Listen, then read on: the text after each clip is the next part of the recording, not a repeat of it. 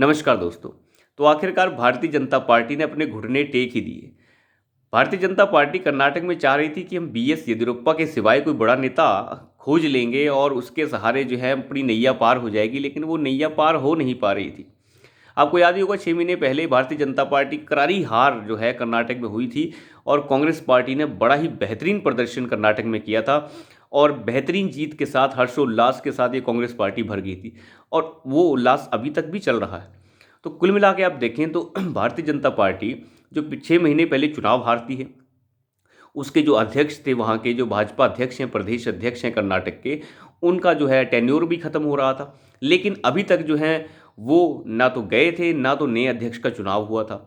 कई दिनों से मैं बताऊं आपको, कर्नाटक का इतना बुरा हाल है भारतीय जनता पार्टी का कि ये पार्टी अभी तक विपक्ष का नेता नहीं चुन पाई है।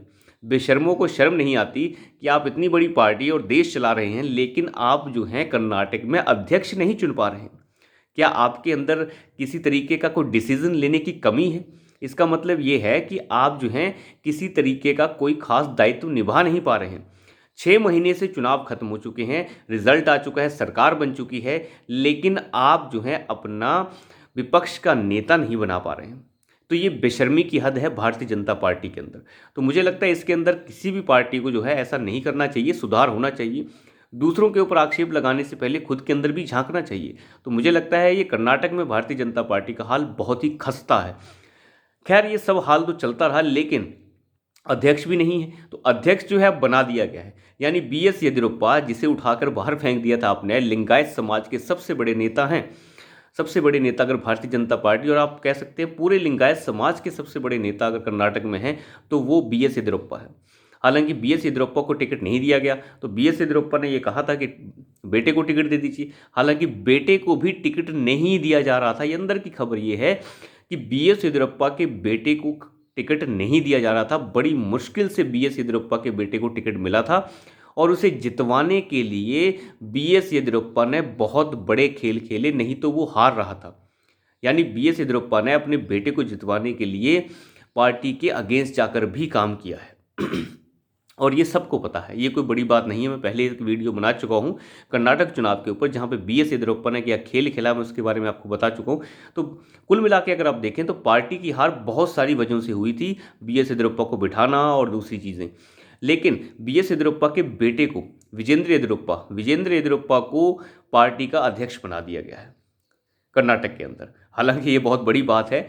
कुल मिला के ये अब जो है एक तरीके से आप ये कह सकते हैं डैमेज कंट्रोल किया जा रहा है कि कम से कम बीएस येदियुरप्पा तो नहीं आ रहे हैं, तो बेटे को अध्यक्ष बना देते हैं।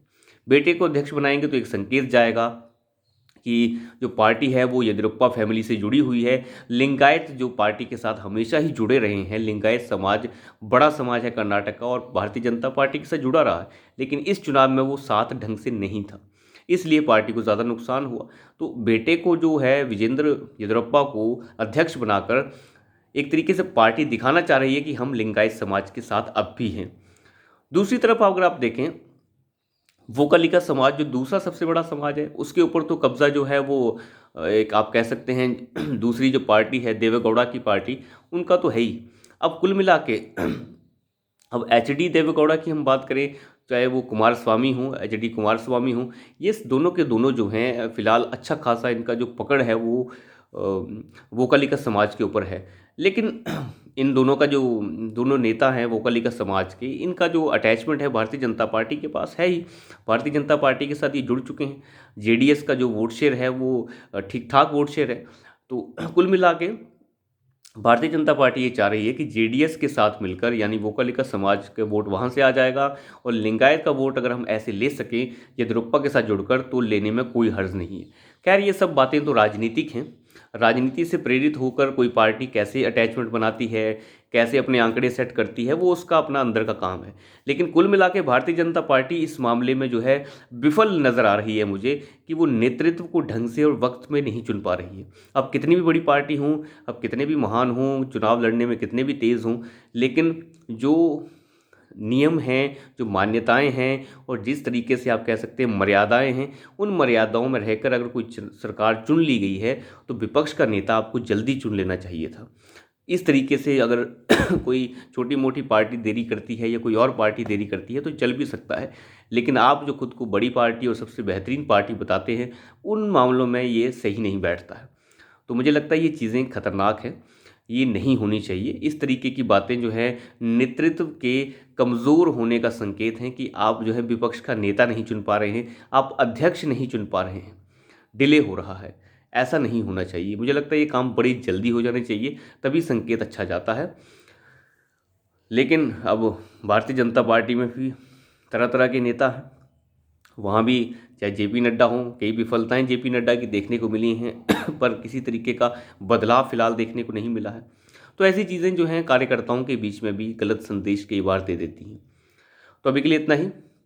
धन्यवाद।